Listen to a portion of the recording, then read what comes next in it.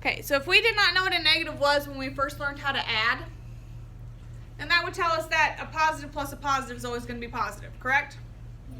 Yeah, okay. A negative plus a negative equals what? Negative. Negative plus a negative is always equal to a negative. We learned that with our number line, correct? And because you guys told me that if we start negative and we move more in the negative direction, there's no way it can become positive. Okay? What if we had a positive plus a negative or a negative plus a positive? Can we know based on that information alone what type of answer we're going to get? No. Can we know? Let's raise the hands. Yes, ma'am. Yeah, you can. You think yes? Why? Because for a negative plus a positive, you go, since it's plus a positive, you go to the positive side of the Okay. line. Okay. Yes, ma'am. You can't know because if you like start out at 3 and then there's like -1 and you do that, you would end up at 2, and so you don't know what it's like. Because you could also have the 3 and then get -4 and then you would end up at -1. Okay, so it would depend on our values. Okay. Anybody else want to venture a guess?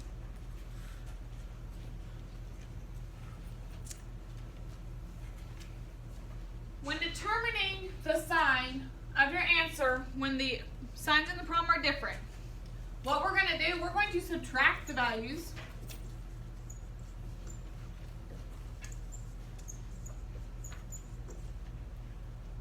And keep the sign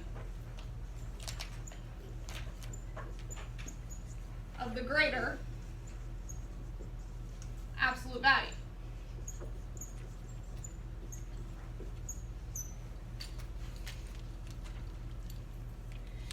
If the signs are different, we subtract the two numbers. Okay? We subtract the two numbers and we keep the sign of the greater absolute value. If I take 6 and I subtract 3, I get 3, correct? Which has a greater absolute value, positive 6 or negative 3? Positive 6. Positive 6. Was that our answer? Did we end up with a positive 3? No. Yes. Oh, yes. Yeah. Okay? Let's try that again. I need any number. 4. 4. I need a negative number. 3. No. I need a negative number. -3. Negative 3. Okay? Based on that rule, it would tell us to subtract. What's 4 minus 3? 1. Okay? Which has the greater absolute value? 4. So our answer should be 1. positive or negative? Positive. Positive, because the positive 4 has a greater absolute value. Okay, so that worked again. But in both of those, the negative had a smaller absolute value. Let's double check one more time. Okay. I need two numbers. Raise a hand. Yes, ma'am. Give me one. Positive 6. Positive 6. Okay? -7. Okay? You guys like keep the numbers close to each other. What is 7 minus 6? 1. 1. Do you see how even though the 6 came first, we're going to subtract like we did when we first learned how, where we take the smaller number from the bigger. Okay? So we took 7 minus 6, which has a greater absolute value, -7 or positive 6? Positive 6. No. -7. -7 has a greater absolute value. Why? Because the absolute value for a negative number is this positive number because the absolute value is always the positive number. Okay, so the absolute value is always given as a positive number. What does absolute value mean? How many spaces the number is away from 0? How many spaces away is from 0? Which is further from 0? Positive 6 or -7? Positive 7.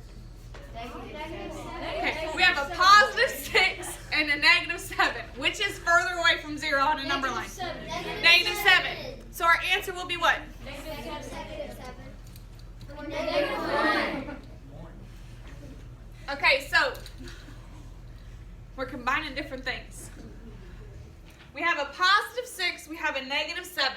We subtracted those two to get 1.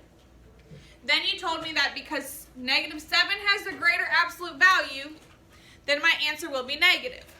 That is absolutely positively correct every single time. Okay? It does not matter which order the terms are in. It does not matter whether the positive or the negative comes first. It doesn't matter whether the greater absolute value comes first or second. If the signs are different, we subtract and we keep the sign of the greater absolute value. Questions? No? Okay.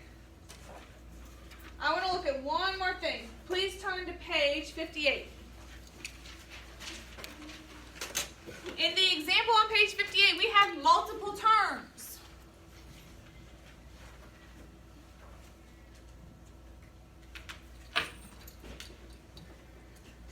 Part A, we have -6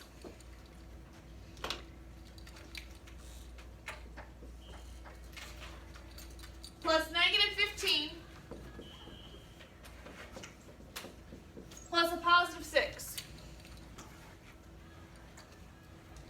I'm looking for a way to solve this quickly and easily. Have we learned about a property that would allow us to solve this problem easier? Yes. The commutative property or the commutative property. Depending upon what part of the country you live in and who teaches it to you, but determines the pronunciation. Okay? How would you rewrite this problem to make it easier? Go ahead. Oh, me? Mhm. You could switch around like -6 plus +6 plus -15. Okay. Good. Now, I have a positive and a negative, or I have a -6 and its opposite as +6. A value and its opposite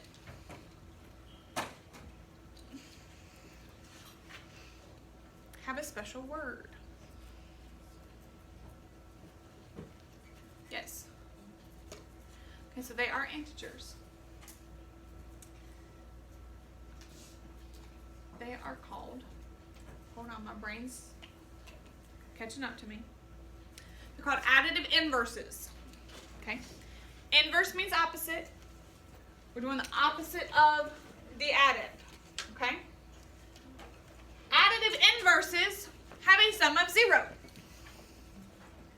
-6 plus +6, that equals 0, correct?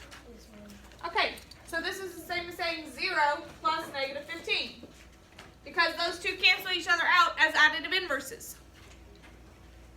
So what's the solution? -15.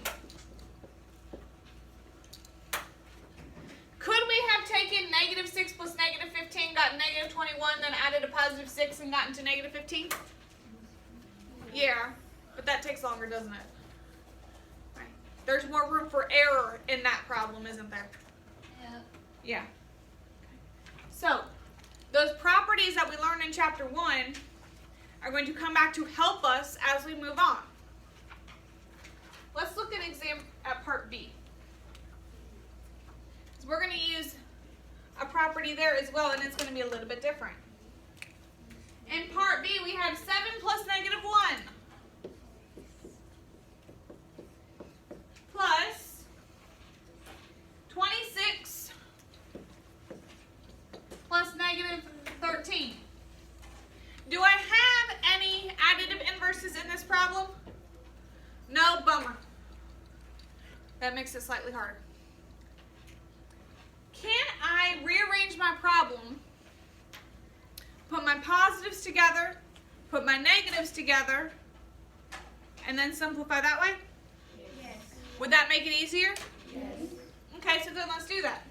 7 plus 26 plus Negative 1 plus negative 13.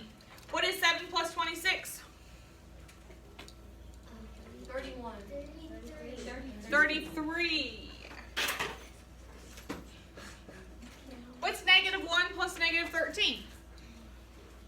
Negative 14. Negative 14.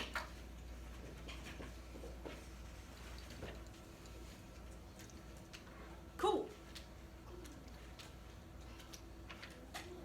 What's 33 plus negative 14? 19. How did you get 19? Because I subtracted 14 from 33. Okay, and how did you know that the answer was positive? Yes, ma'am.